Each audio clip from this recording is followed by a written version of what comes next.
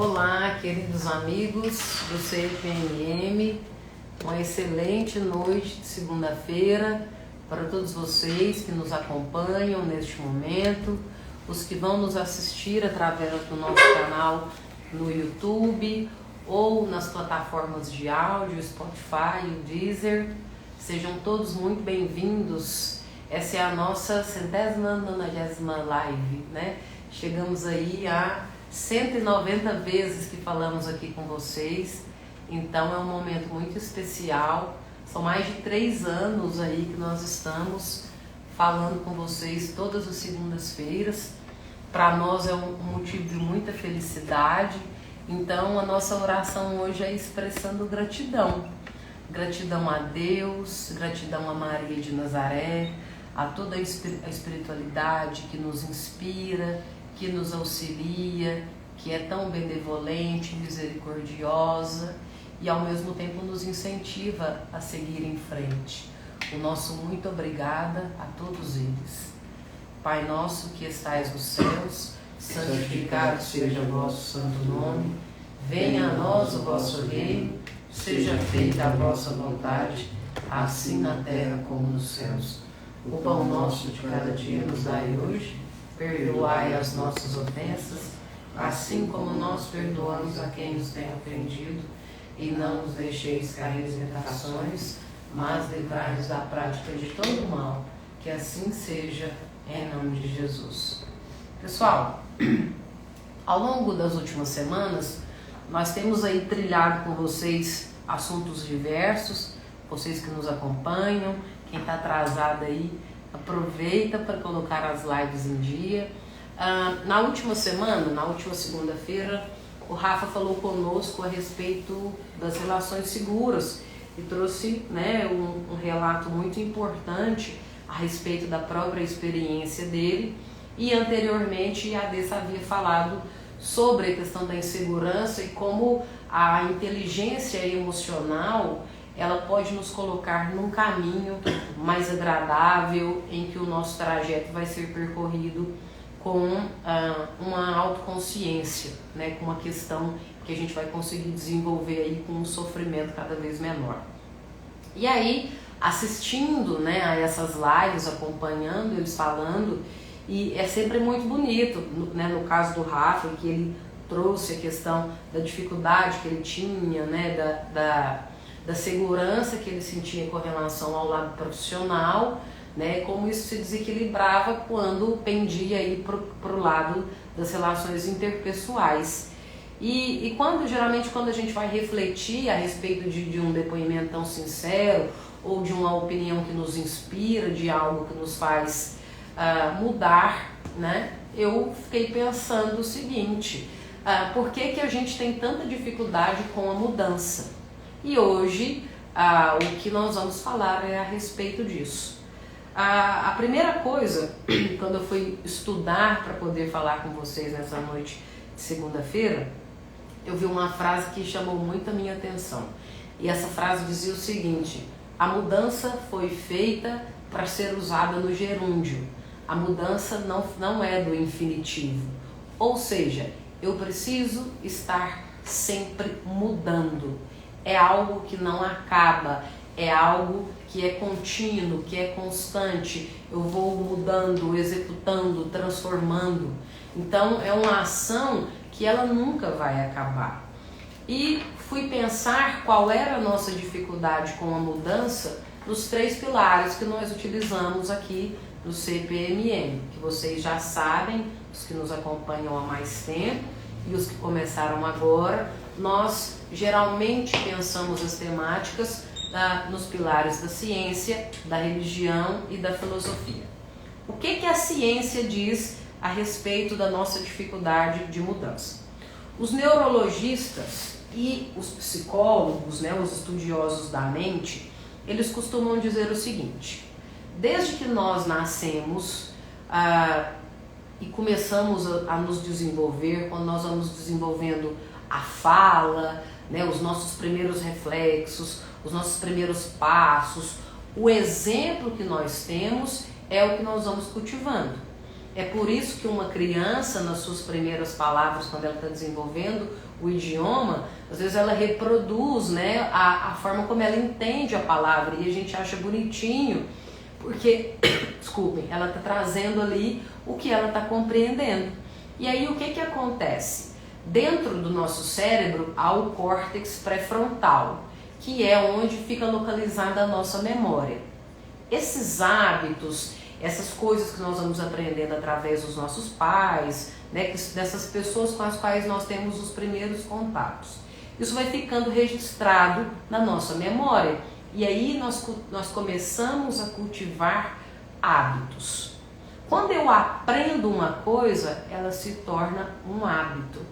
E aí, a partir do momento que eu aprendo, que eu entendo, aquilo ali já não me desafia mais. E aí eu começo a levar as coisas numa espécie de piloto automático. Depois que você aprende que 2 mais 2 são 4, essa equação não vai mudar mais na sua cabeça. Essa continha, ela não muda mais na sua cabeça. Então, esses hábitos que a gente vai adquirindo, sejam eles nocivos ou não, que podem despertar depois essa dificuldade da mudança dentro do campo da ciência, da biologia, eles são explicados dessa forma. Mas é preciso que a gente pense a respeito das questões culturais também. Na semana passada, a madrinha usou uma expressão muito interessante, enquanto o Rafa falava, que é a questão da verdade flutuante. De como é que, a partir de como a sociedade evolui, de como nós mudamos, né, ou vamos aí transformando as nossas relações, como a verdade ela vai sendo modificada. E aí o que é essa questão da mudança com relação à nossa cultura? Há 2 exemplos que eu gostaria de citar e que vocês fizessem esse exercício de imaginação. Há 30 anos atrás nós estávamos em 1994, o início da década de 90. O início da década de 90, eu com 6 anos, em 94, eu me recordo muito de assistir na televisão os comerciais de cigarro. Geralmente eram o cigarro Hollywood e o cigarro Marlboro. E eles traziam geralmente as pessoas andando de jet ski, andando em lanchas, né, ou montando a cavalo, com músicas de rock, né, do Whitesnake e outras tantas bandas assim que na época estavam, né, assim, com um sucesso bem considerável, que eram músicas animadas e despertavam assim, aquela sensação que a pessoa estava muito feliz e muito saudável fumando. Isso era algo bem tranquilo ali no início dos anos 90, né? Para quem é mais jovem aí, depois procure os comerciais no YouTube, que tem todos eles lá registrados, né? Caso ainda não tenham assistido, e vejam. E aí o que acontece? Já mais para o final da década de 90, começaram as campanhas antitabagismo, a OMS divulgando vários dados a respeito de como o cigarro poderia ser nocivo e tudo mais. E aí os locais que a gente visitava, né, um teatro, um cinema, um avião, né, qualquer local que você começava a frequentar, antes as pessoas tinham hábitos, você podia estar com um bebezinho de colo. Alguém sentava do seu lado, né, na poltrona no avião ou no teatro, por exemplo, e a pessoa acendia um cigarro ali ao seu lado e ficava fumando tranquilamente, ninguém emitia nenhum tipo de opinião, e se estava incomodando, né, ninguém falava nada. Com o passar do tempo, há 20 anos atrás, por exemplo, já em 2004, quando a gente entrava num avião ou chegava no teatro ou no cinema, tinha uma plaquinha: é proibido fumar neste recinto. Né? Já estava ali bem identificado. Hoje em dia, muitos dos lugares não têm essa plaquinha e as pessoas não fumam. Então isso foi uma mudança que culturalmente nós estamos embutindo nos nossos hábitos. Uma outra questão cultural também da mudança. Há 30 anos atrás, o Brasil foi campeão, né, do Tetra, na Copa do Mundo de 94 nos Estados Unidos. As estatísticas revelam que, nessa época, um jogador de futebol de alta performance, ele corria cerca de 5 a 6 quilômetros durante uma partida de futebol. Hoje, dados de 2024 revelam que um atleta de alta performance do futebol corre cerca de 11 quilômetros dentro do campo. Mas como assim? Não mudou a regra do futebol, o tempo da partida é o mesmo, são os mesmos 90 minutos, o tamanho do campo é o mesmo. O que foi que mudou então? Mudou a estratégia, mudou o condicionamento físico, mudou o treinamento dos jogadores, o que se pensava a respeito de concentração, de treinamento. Tem determinados tipos de mudança, que é o que eu quis aqui apresentar com esses dois exemplos, que é o que a gente chama de mudanças culturais. Essas mudanças começam a fazer parte da nossa vida e nem sempre a gente acompanha estas mudanças na velocidade que elas acontecem. Parece que é um hábito muito natural, porque é uma coisa muito orgânica que vai acontecendo, né, junto com os nossos hábitos, mas nem sempre, quando a gente para refletir, aquilo fala, nossa, realmente isso mudou, eu não me dei conta de quando foi que isso mudou. Além dessa questão cultural, eu quis entender por que a gente tem tanta dificuldade, né, de ter novos hábitos com relação à nossa própria vida e as questões da religiosidade. Então, geralmente, às vezes a gente escuta assim, isso eu já ouvi muito, não fala isso com fulano não, porque ele é muito sistemático. Aquela pessoa ali, ela não muda, ela tem, né, aquele é o jeito dela, não adianta você discutir. E às vezes chamar a pessoa de sistemático ou falar que não dá para discutir é uma forma velada, né, e bem até às vezes, né, de uma inteligência frágil, de dizer que a pessoa é grosseira, que ela é mal educada, querendo colocar que ela não muda ou que ela não está predisposta a ter novos hábitos porque não se pode mexer muito com ela.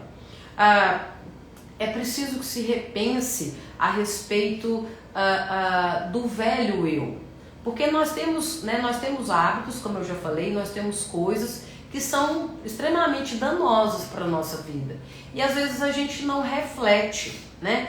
Por que isso está me fazendo tanto mal? Por que às vezes determinados campos da minha vida não caminham? E aí às vezes a gente esquece de pensar, quando eu trago essa questão da religiosidade, eu pensei em uma das questões da nossa tamanha dificuldade de mudança é a respeito da preguiça. A preguiça é um dos 7 pecados capitais e nós já ouvimos aqui no CPMM da espiritualidade, se pudessem, né, colocar uma ordem aí, ele seria o primeiro, o pior. Por quê? Porque ele acaba fomentando todos os outros.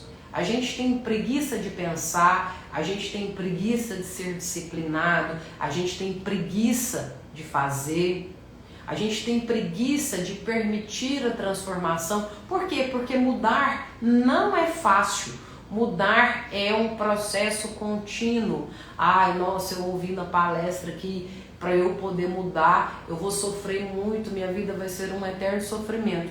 Não, porque quando você se dá conta de que é possível que isso seja feito, e como já falamos também que a natureza não dá saltos, quando você começa a fazer a sua parte, que é uma das questões que o Evangelho diz de uma forma muito bonita, ajuda-te e o céu te ajudará.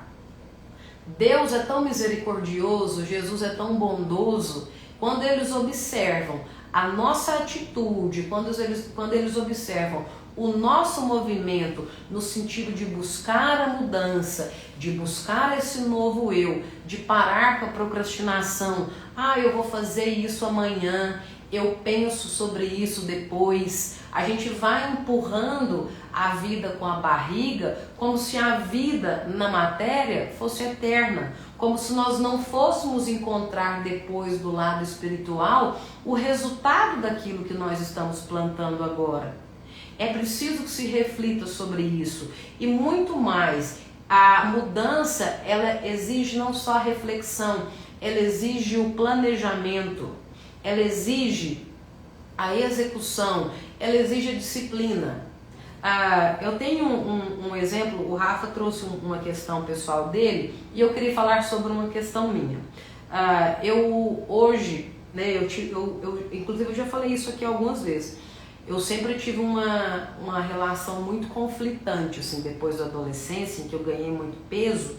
Eu sempre tive uma relação muito conflitante com a balança, comigo e com minha aparência, e isso chegou num ponto muito difícil.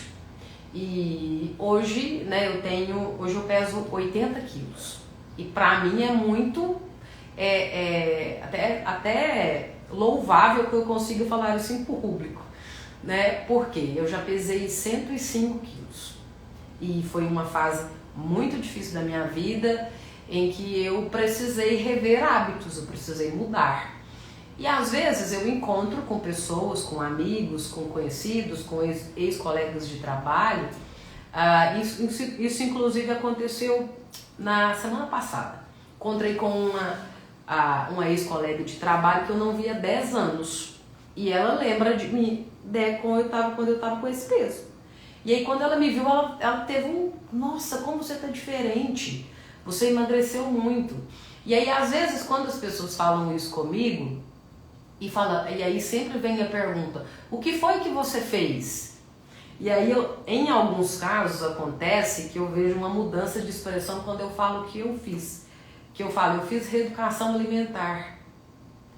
Eu mudei alguns hábitos com relação à bebida alcoólica. Eu fiquei muito tempo sem beber. E aí, às vezes, eu noto um ar de desapontamento da pessoa. Não pelo resultado que eu encontrei, mas pelo processo pelo qual eu passei. Porque, às vezes, a sensação que eu tenho é que ela espera que eu fale, não, eu tomei um remédio que foi sensacional. Tomei uma pílula que eu emagreci, assim, rápido. Ou apliquei alguma coisa e foi super tranquilo, dentro de poucos meses, eu, né, consegui atingir um peso que hoje eu me sinto bem melhor. Então, quando a gente pensa a respeito das questões da mudança, eu trouxe agora um exemplo individual, mas as pessoas esperam pílulas mágicas a respeito da vida, esperam, quando sentam na frente da espiritualidade, que o guia traga, né, um checklist das coisas que ela tem que fazer. Passo 1, passo 2, passo 3. A vida não funciona dessa forma.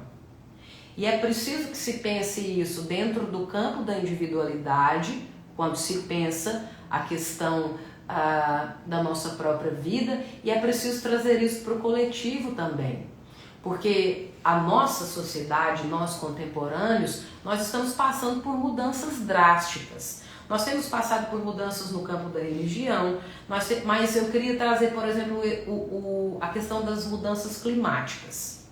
Nós estamos passando por mudanças climáticas muito fortes, bastante severas.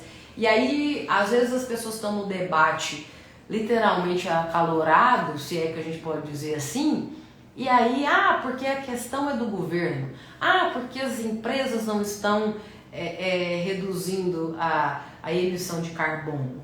É evidente que quando você pensa no macro, essas instituições maiores, há uma responsabilidade muito grande.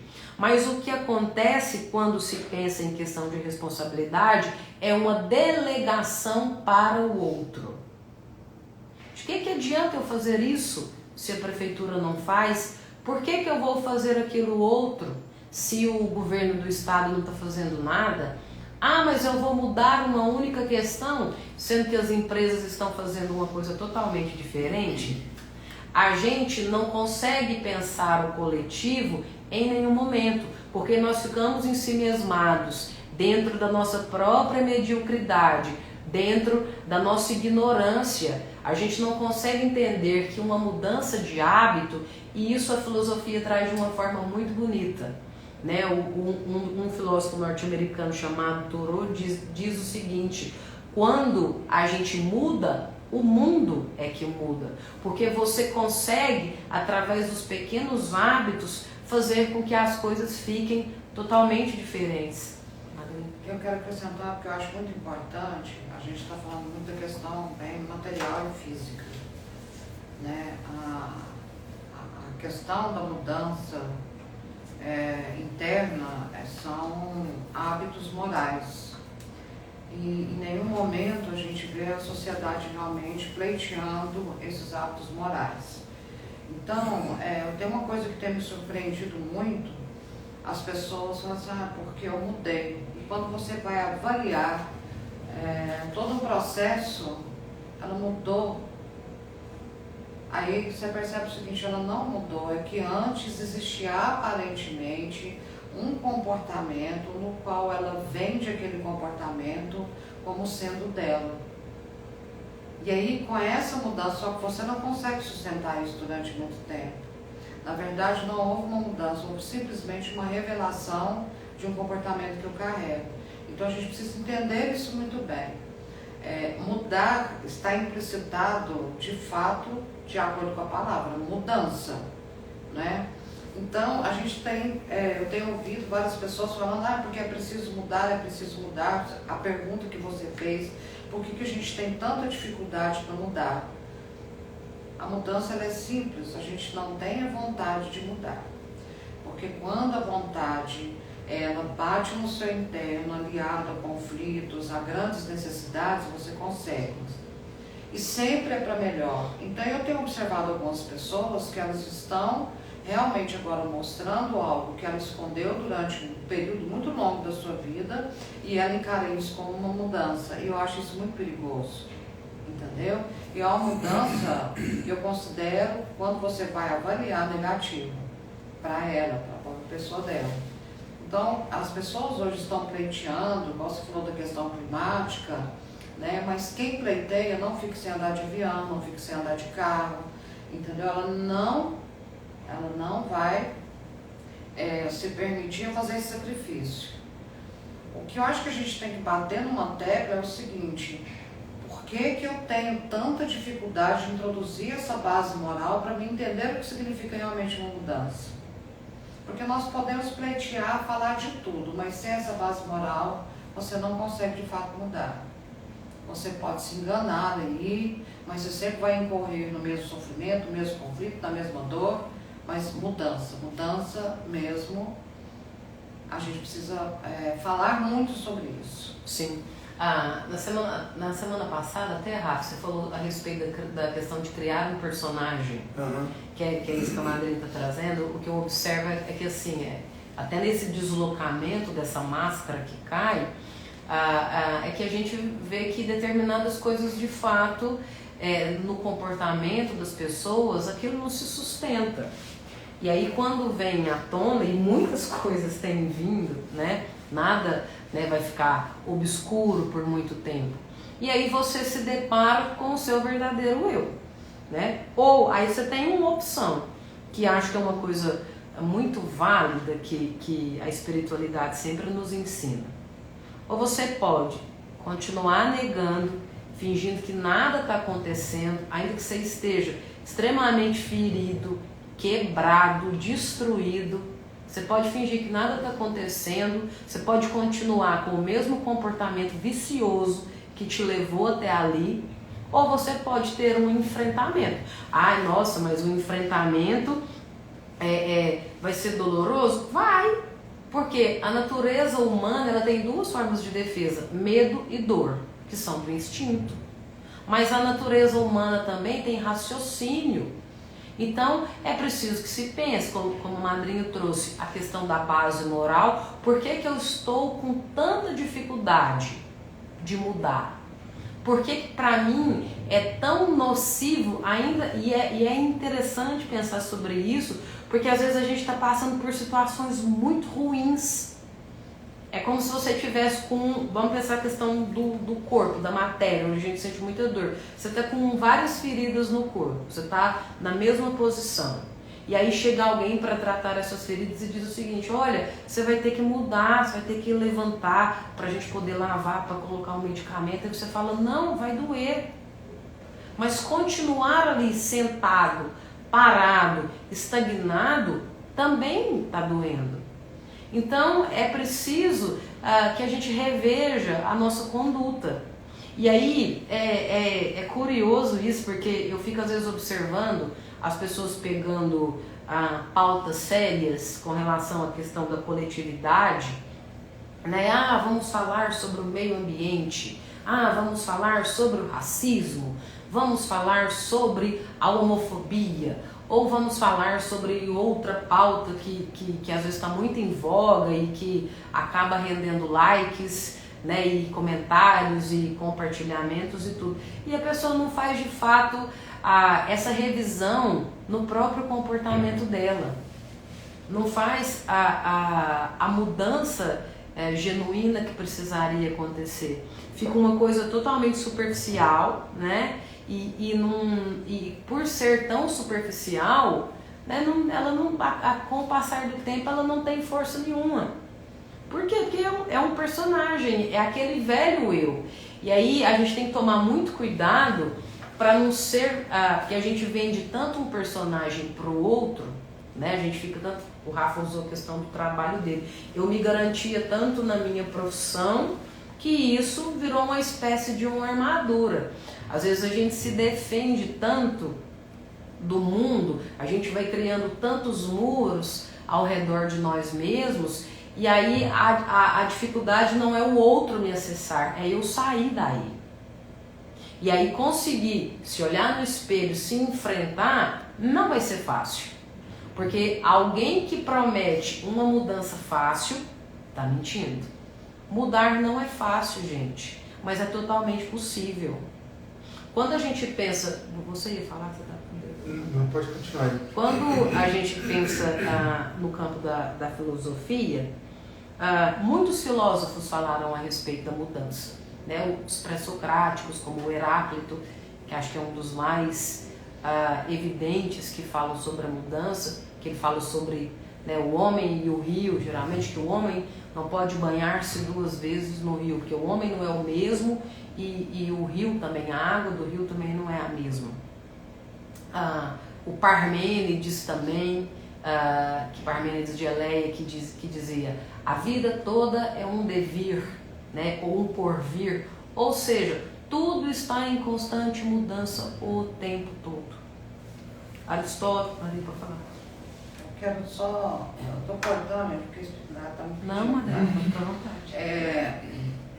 Há pouco tempo atrás eu vi uma pessoa dizendo para mim o seguinte: ai, a minha vida está mudando muito e eu estou mudando, porque finalmente eu encontrei uma pessoa que gosta de mim.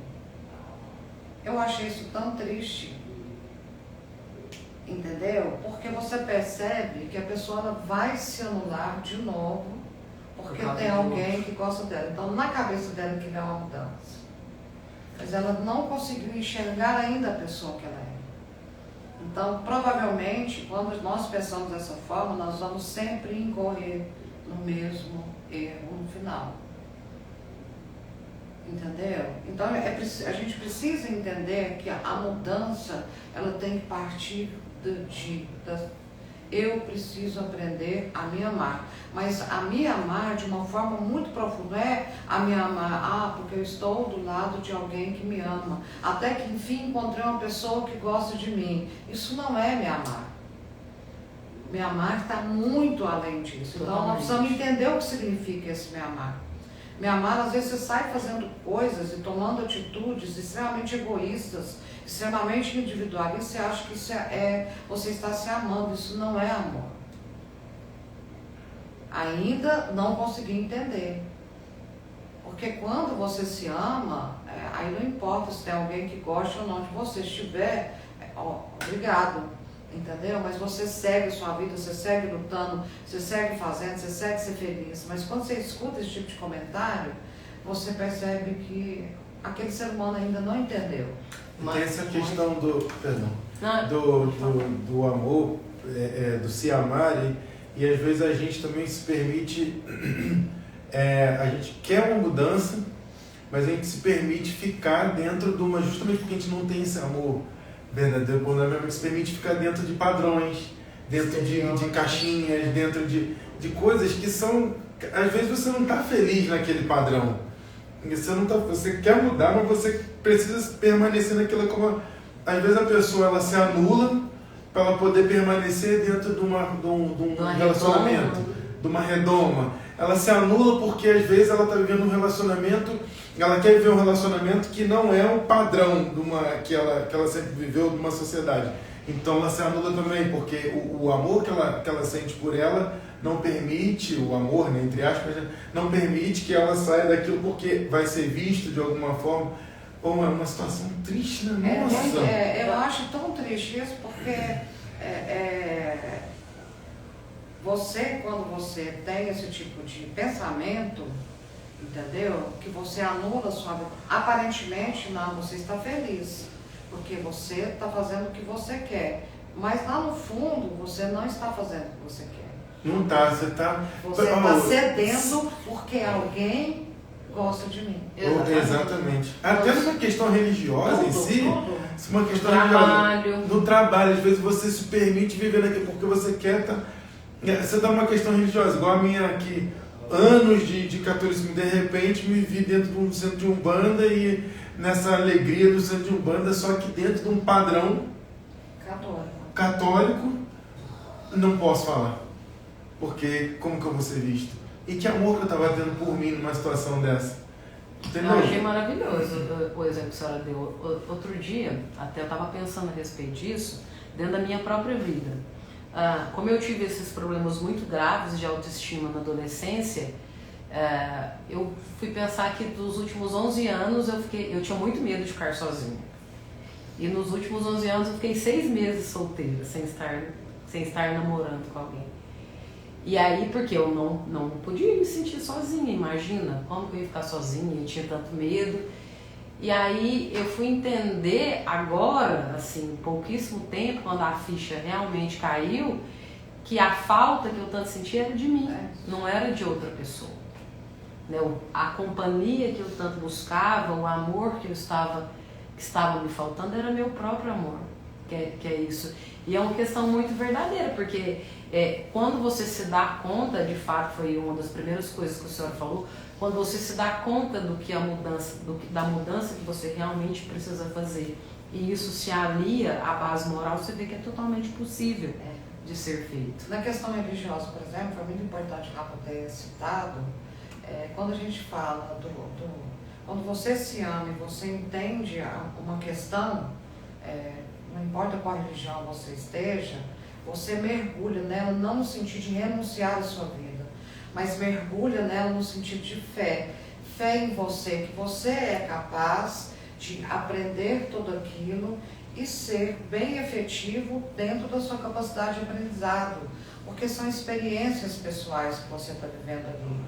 Quando você, por uma razão também aparentemente pessoal, você vai deixando aquilo que você fala que tem fé, na verdade então você nunca teve, entendeu? Porque às vezes uma pessoa vai vir aqui, um médico por exemplo, 2 vezes no mês, ele não precisa vir todo dia, mas aquilo é tão profundo, se for profundo dentro dele, as 2 vezes no mês que ele vai vir, ele está carregado dessa fé. Mas eu percebo que pessoas que às vezes são mais assíduas, elas vão por qualquer motivo abandonando, entendeu? Porque outras coisas são mais importantes, porque ela confunde na cabeça dela que ela tem que estar todo dia, ela tem que estar toda hora, e não é essa questão. É uma questão de você mergulhar dentro daquilo que o amor que você tem por você faz você buscar uma base moral, uma verdade. Sim.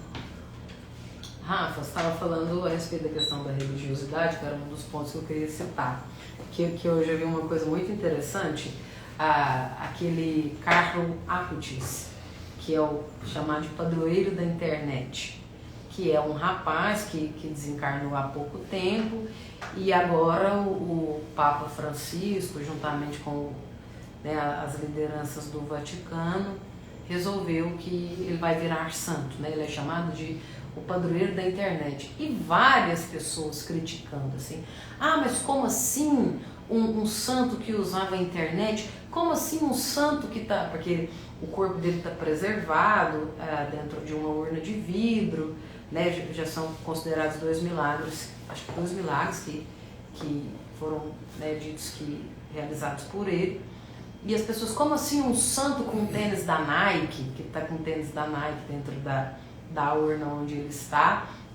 E o que eu achei mais contraditório é que para ter acesso a essa informação e para criticar a situação, as pessoas estavam usando a internet. E aí eu penso muito isso às vezes no campo da religião. Porque às vezes eu vejo as pessoas falando assim, ai, porque o centro não me ajuda com isso, isso e isso. Mas o centro está lá, te incentivando. O centro está lá, te mostrando novos caminhos, te oferecendo novas propostas.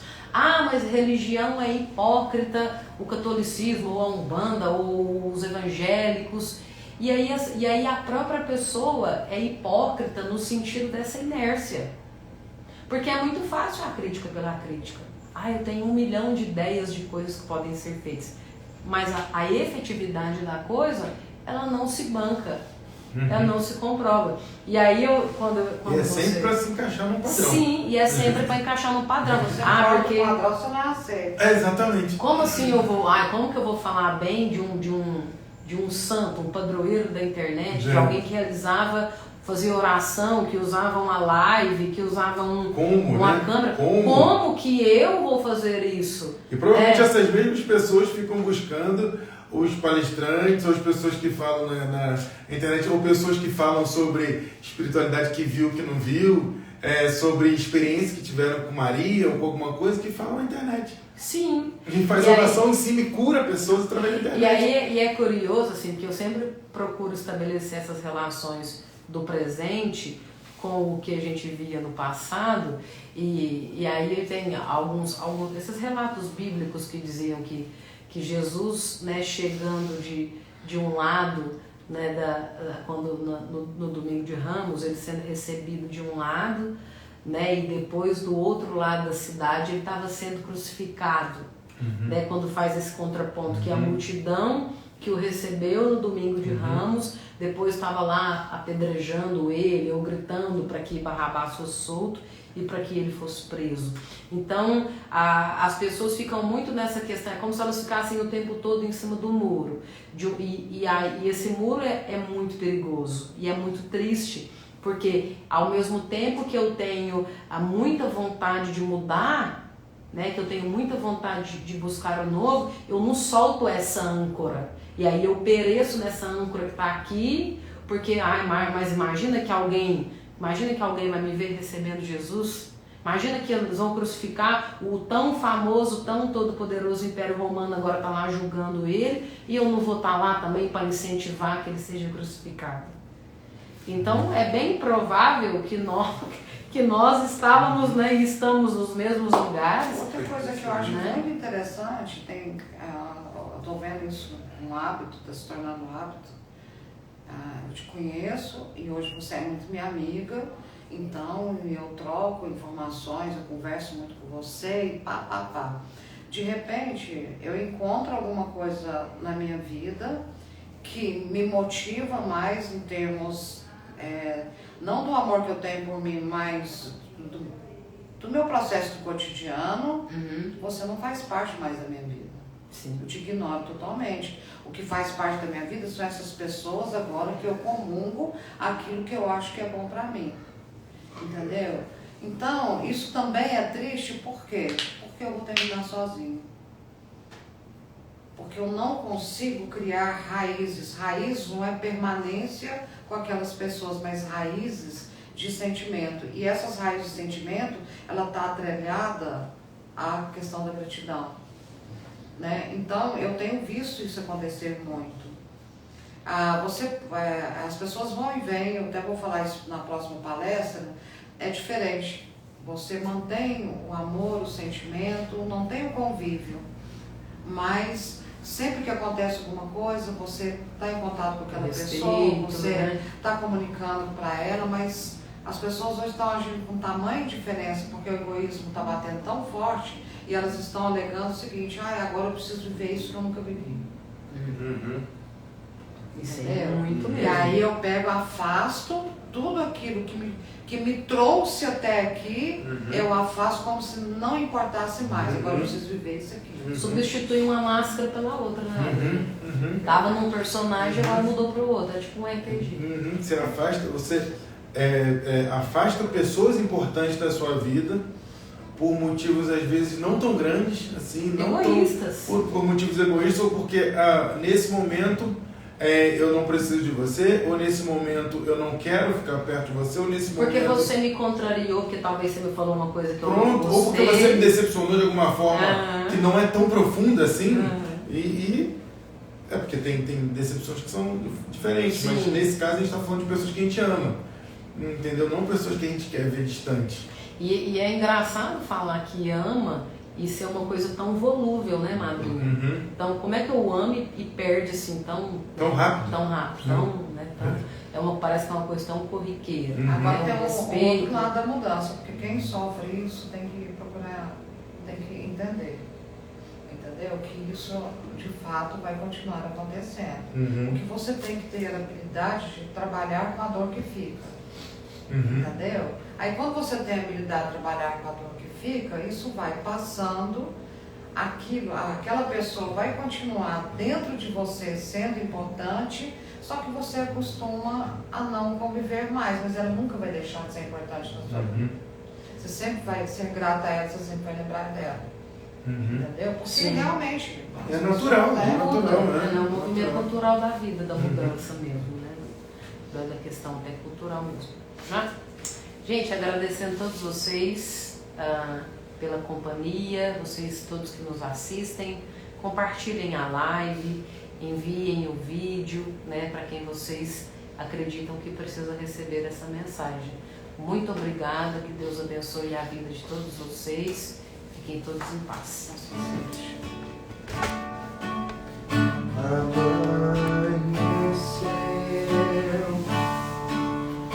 Diz que não vai mais chover.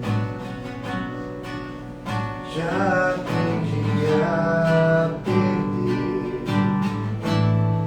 Chegou a sua vez.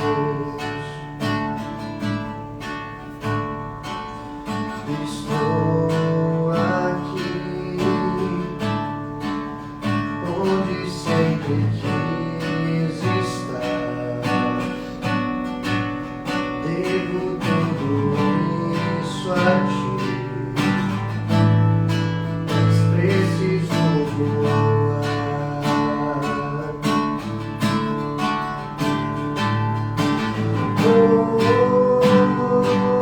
Vou sempre